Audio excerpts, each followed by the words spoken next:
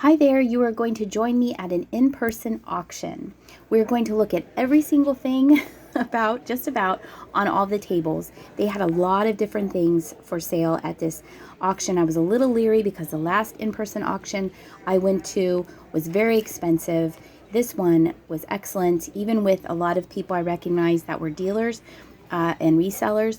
It was a really great auction, and it was fun seeing people that I knew that I hadn't seen in a while and picking up some nice stuff. So we're going to look at everything, and I'm going to throw in my 2 cents from time to time. Enjoy.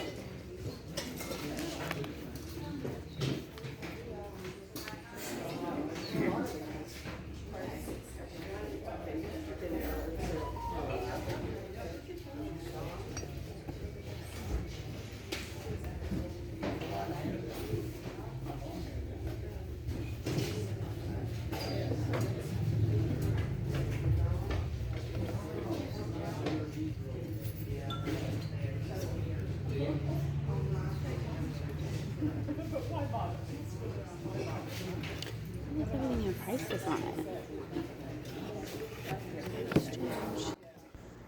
At this time, I'm noticing that a lot of the things have price tags on them, and I recognize the price tags from one of my favorite thrift stores that's in town. And then I saw some old price tags from Goodwill. So I don't know if this person, because not everything was sold, I think it was multiple families or houses. See the old Goodwill sticker? I don't think it was just this one person they were selling for, but a lot of the stuff had prices on them, and I don't know if someone just liked shopping or if they had a booth and they didn't get to put it in their booth. But it was interesting seeing all the different price tags on everything. I do believe that this was a Murano piece. It did get past me. I was going to try and snatch it up, but the person before me won it and then, decided to take like 5 box lots. So that happened. I did win this lot, this little bird.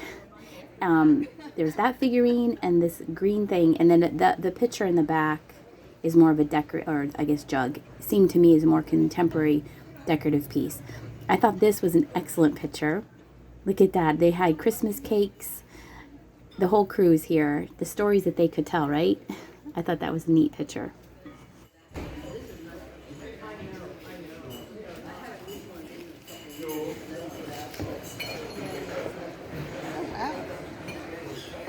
Bigots.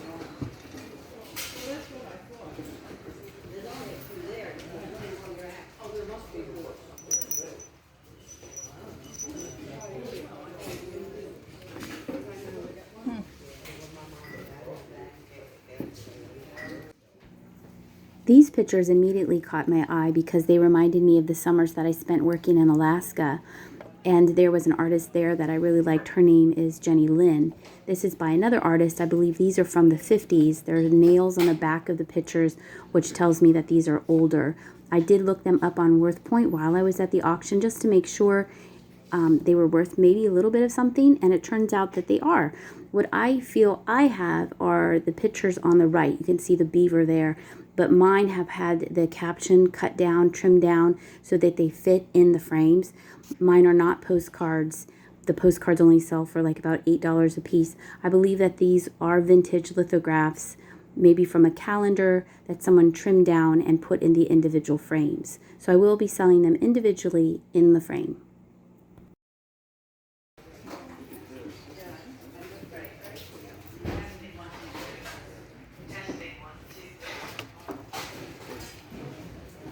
Good morning, everybody. Welcome.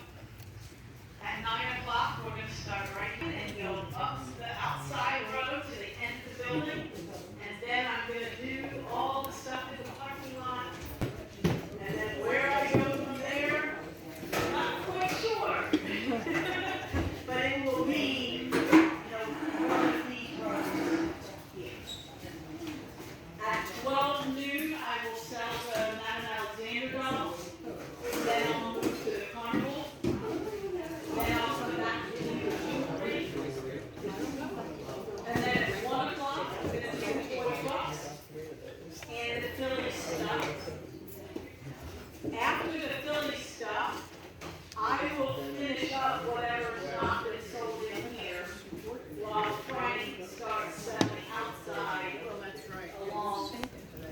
I called my friend Andrea. She's the lady that I did the video about. She collects all the nativities.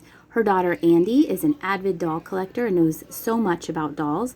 And I called them, said, hey, are you interested in some Madame Alexander dolls? And so they came. So it was fun hanging out with them for a little bit. And Andy ended up, I think, getting 7 different dolls. She felt these were from the 80s and 90s. Then they had a lot of carnival glass, and I know that some carnival glass is very old and antique, and some is more modern from the 60s, 70s. I know from George the Antique Nomad, I believe he says that you can tell the newer pieces are super shiny. These you could tell were older. In my eye, just my untrained eye, you could tell that these were older. And I ran into a lady, this was from the 80s, I ran into a lady who's going to tell us more about the carnival glass a little bit later in the video. These were little rubber pixies, and they escaped my notice when it came to auctioning off the stuff at this table, unfortunately. There was this cool Dixie cup dispenser. The kitchen open sign was modern and more contemporary.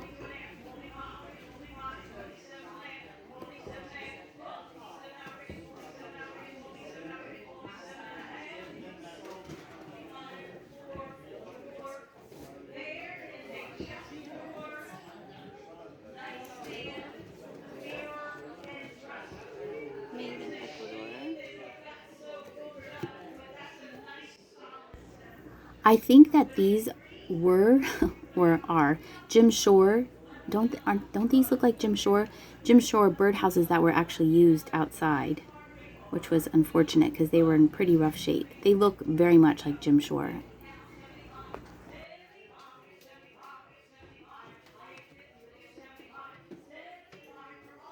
Oh, that's sweet.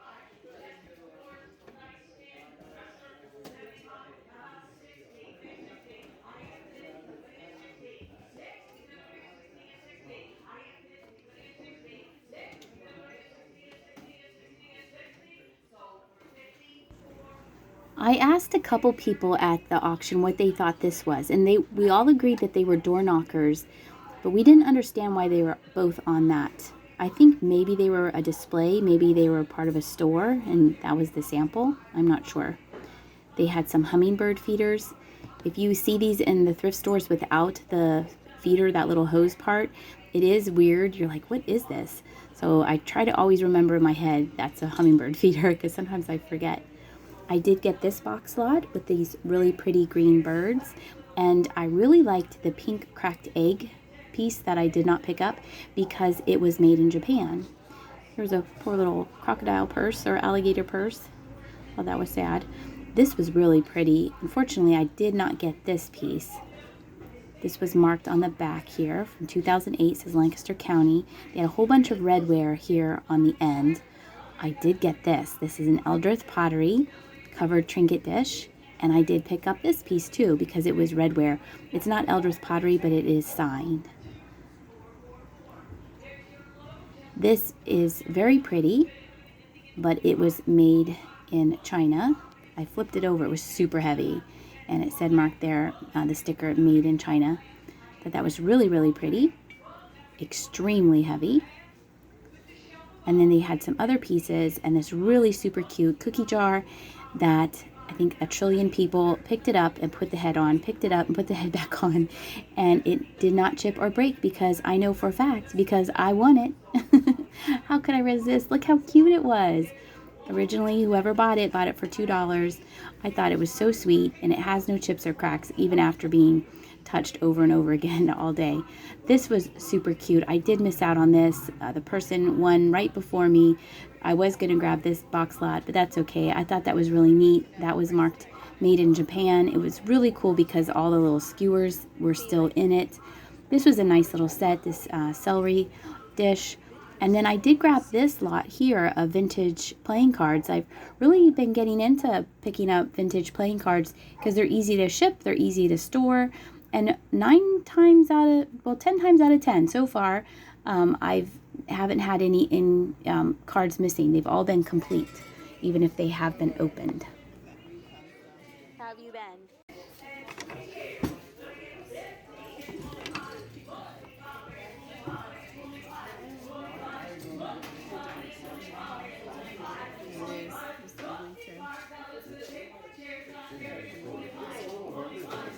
They do.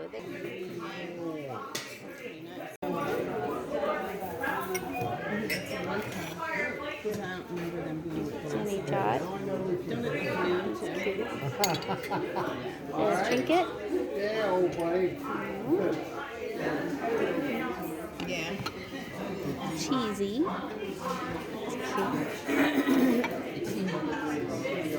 It's cute. Cheesy.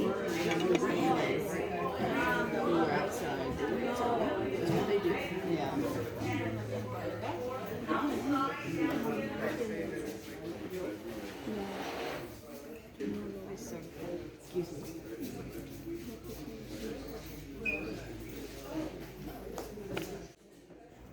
Now these stickers to me look like from a antique booth.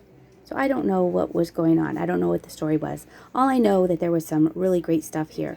It was also an unusual auction because the auctioneer was a lady, and it's her company. It goes Jessica Schaub, I believe is the name of the auctioneer. And then the lady who was writing down, the recorder who's writing down the winning bids, then somebody else took her place, and then she got up and she was an auctioneer also. So it was pretty cool that it was all women auctioneer. There was one man auctioneer, because typically all the auctions I go to, they're all men that are in the charge of auctioning off the stuff. So it was nice listening to a lady. We were there all day. I think it started at 9, and I think I finally left at 4:30. So it was a long auction, but luckily it was close to my house, so I was able to go home for breakfast and go home for lunch, because unfortunately they did not have a food cart there. A food truck. Yeah, a food truck. They didn't have food there. Big enough to put a TV on it, but not real big.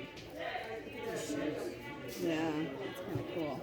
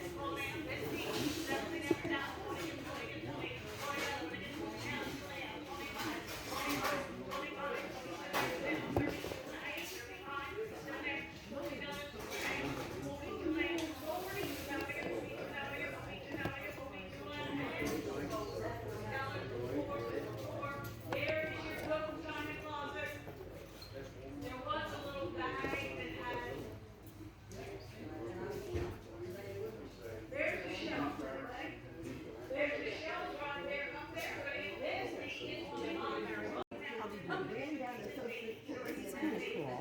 Look at all the old. It's actually worth some money. That's actually a good box lot.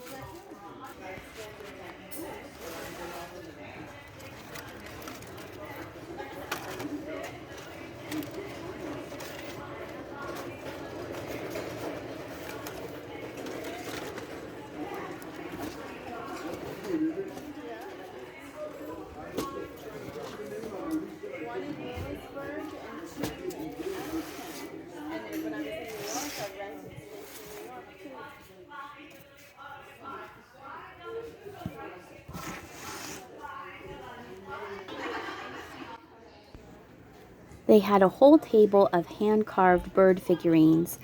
I so wanted to win some of them, but they were going for collector's prices, not resale prices. They're so sweet. One of them did have broken off wings on it. That one did, right? I think, not this one. I think there was one behind it, and it was funny because people would pick it, and then there was this man going, no, the wings are broken. The wings are broken, which was kind of nice. He's looking out for everybody. But I thought these were very nicely done. But again, the price was too high for me, but it was nice looking at all of them.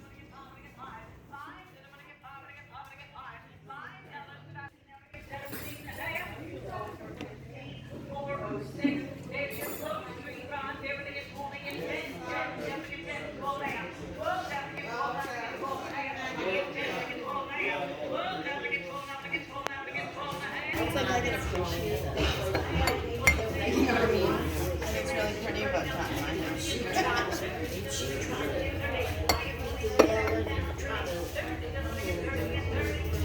corrals just put out a memo that any corralware created when the first 10 years to not use it because all the paint on it is lead. This one's old. It used to have a dog on it. It used to be a dog that his ears were.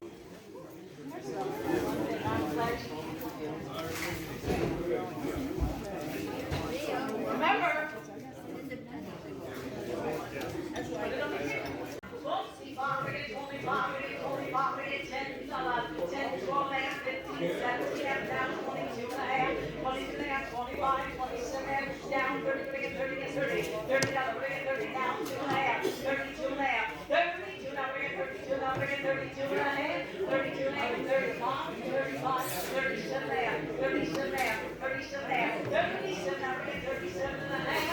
This next item, I have seen these not in the box. So before I didn't know what these were.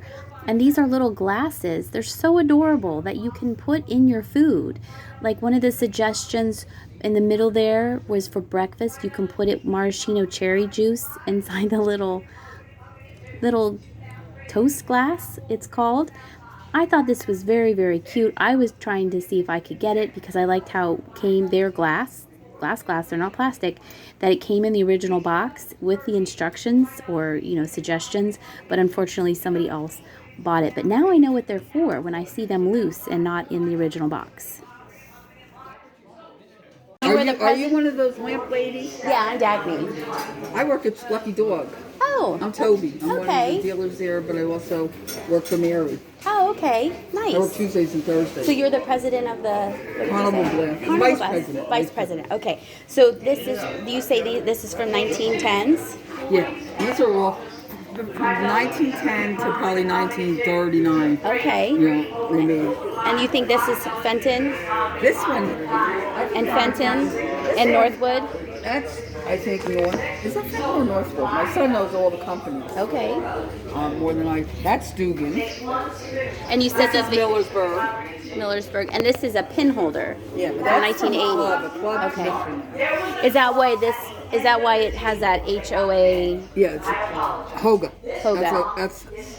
That's a Midwest carnival. Okay. So it's okay. A lot of Northwoods have N on it. Yes. This one's Dugan. Okay. I think Northwood. And then what about the marigold down here? Is Well, this this more? one here. Dugan, Northwood. Dugan, Millersburg. Dugan, Imperial. Dugan, Imperial. And these are shaker. What are these? Those are They're car car holders. for the car. Okay.